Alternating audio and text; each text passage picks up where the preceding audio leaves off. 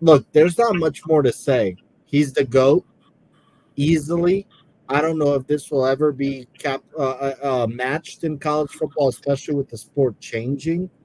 Um, the GOAT. I'm surprised um, just because of the timing of it. But I think the biggest reason for it is he's 72 years old. He's tired. He's 72 years old. I mean, it's remarkable the amount of energy he has at 72 to begin with. He doesn't want to continue recruiting. Recruiting, I think, is the biggest thing here. Um, but nonetheless, shocking at the timing. But he's the greatest of all time, and it was cool. Even though I never rooted for Alabama, I actually was tired of them. You have to respect what Nick Saban did. Okay, okay. I think I see C in the building a little dark. There's no light, but what up, C? What it is, homie? Oh man, making it. Welcome to the show. I'm gonna let you go after Mike. Mike, what you thinking, man? As far as Nick Saban retirement, is a surprise. It was a surprise to me, not a surprise at the same time. He's 72 years old, as Mr. Box Office stated. He's tired. It's always surprising, especially for college, because most of the time they're not going to tell you that they're going to retire. There's no farewell tour. Coach K had that. K had that, but he made it clear who his successor was. So I believe that Nick Saban uh, might have made this decision after evaluating the season. And like we all said, respect to him. He had the greatest career of a college football coach ever. Very interesting to see who becomes the Alabama coach. I do wonder, are we going to talk about who we think will be the successor? Absolutely, we're gonna talk about it in a second. But okay, C, were you surprised Nick Saban walked away from a team that possibly could win the national championship next year under him? I was very surprised to see it, and as an LSU fan, I probably did the same thing every other LSU fan did. Scream and hollered, hell yeah, bye, bye, Saban. All right, so I give credit what credit is due. He's most definitely the goat of college football. He's definitely left his mark. I don't think anybody is gonna gonna catch him, especially as far as that little stat that box office dropped about him having more first round picks than losses. That is crazy, But I think personally, he was him being 72 is definitely one part of it, and mainly because he's not built to go out there and recruit like he's gonna have to go do now. All right, the NIL as well as the transfer portal has changed the game of college football. And if you just want to be real, Nick Saban probably hadn't had to recruit in 10 years. Like, that's where if you get an offer from Alabama, you're going to Bama, pretty much. You know what I'm saying? Weighing their options. You know what I mean? They're like, man, look, bro, I could go down to Alabama and not play my freshman year, or not play some possibly my senior season, or I could go over here to this school, possibly play my freshman year, and make a couple 100,000 grand. You know what I'm saying?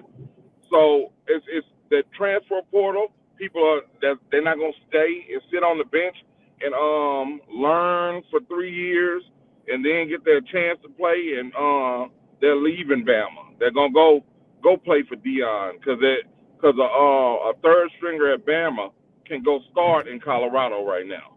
You know what I mean? So they're not taking their time to sit there and wait their turn. And I think as a 72-year-old man, he didn't want to go through all that, man. He's already had to change his coaching and recruiting philosophy because Nick Saban's always been a defensive-minded coach. So he had to kind of convert into understanding that he had to think about offense when he's doing his recruiting more now. You know what I mean? So he's gone through that change in college football. This was a whole nother change, and I don't think he had the time or the energy to sit there and do it. And I'm kind of excited to see who's the replacement going to be because it's not many big names out there. Not many big names out there, and like I said, I really do. I'm glad to see him go, and I'm sad to see him go at the same time. Because that's I really do anticipate um, Alabama going down, and I think that y'all gonna say I'm being a homer, but I think he saw LSU get the number one quarterback, wide receiver, and running back in the 2025 class, and he was like, "Man, I'm not sticking around for this. This boy Brian Kelly is coming down here, and he is serious about this recruiting. It's not nothing to play with, bro. Let's just be real. He can't do it anymore. He can't do it anymore. The changing of the guard is coming right back down to the boot, baby. Go on, be real." Okay. Well, I'll go next. I was super surprised. I'm in class teaching my students, and all of a sudden I get like a alert, and Bleacher Report. Everybody drops ESPN, whoever it was, says Nick Saban retires. I'm like, what? I said, I just said on the show, Alabama's probably the favorite to get to the national championship next year. I thought he would have wanted to go out like John Elway, go out like MJ the first time around with a championship. And he had an opportunity next year to do that with Milroy at quarterback and with all the weapons coming back next year. Yeah. It was a little surprising, but nonetheless, regardless, even with him walking away after losing to Michigan in overtime this year in the 14 playoff, like you guys said, Nick Saban, bro, is the GOAT of college football. We're not going to sit here and debate that. That's not even debatable. I love the stat box office game. I'll give y'all another one, man. Do y'all realize that in the SEC, I think Bama went undefeated twice since before I was born, undefeated before I was born, and that's a long time ago, y'all. That was right before Bear Bryant ended his career in Bama, but they went undefeated twice. And Nick Saban, after his first year, Nick Saban went undefeated more than 3 or 4 times in the SEC, and always had at least 10 wins after his first year.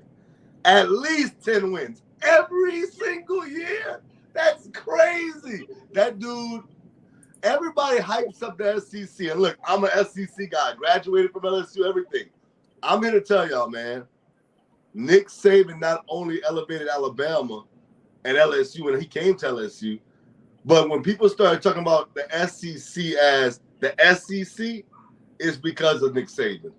If we're going to call a spade, it's just the truth.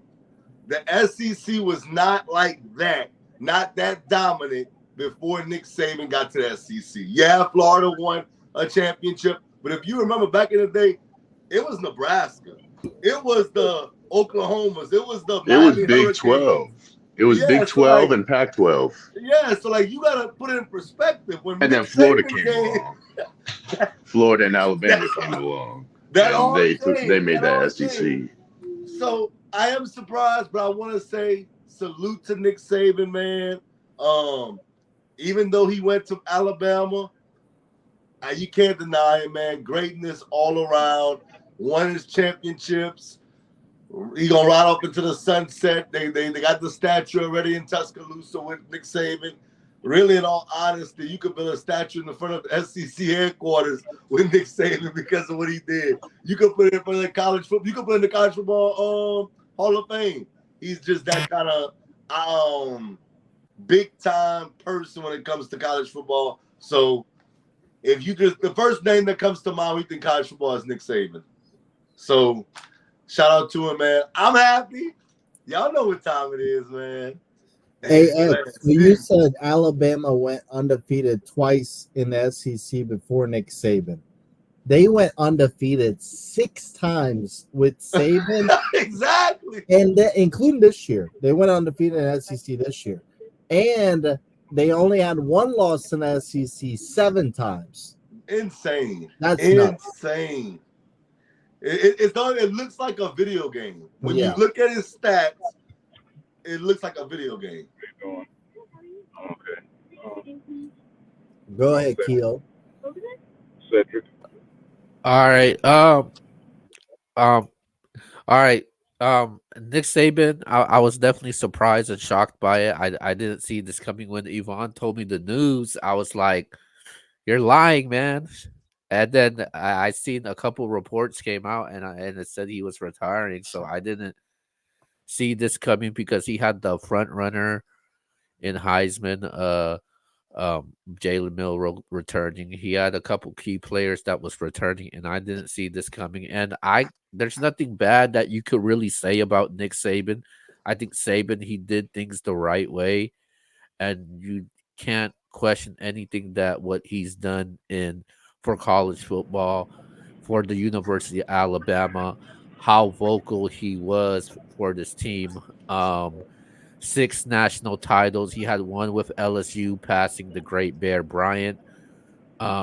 He posted 292 career wins, fifth all time, most among any active coach right now. He won 12 conference championships, more than 80% of his games. He earned 17 total coach of the year honors from nationally and in the conference also. So it was great what he's done, man. And there's you could throw a lot of numbers and stats what Nick Saban has done. Like I got a whole bunch that I could tell, but we know what his numbers is. This is the greatest coach uh, in college football history. When you think of college football, when you think of Alabama, you're gonna remember Nick Saban. Yvonne always uh, points at me every year when we pick our games. He said, "You always pick Alabama. You know why I'm picking Alabama? Nick Saban. You damn right." And on the good note, but on the other side, I think college football should be happy right now because Nick Saban is no longer in college football. Somebody could finally win some conference titles. Somebody's could finally win, go to the playoffs now. And it is good for college football. People should be excited about it, and people should take advantage of it now that Saban is no longer there.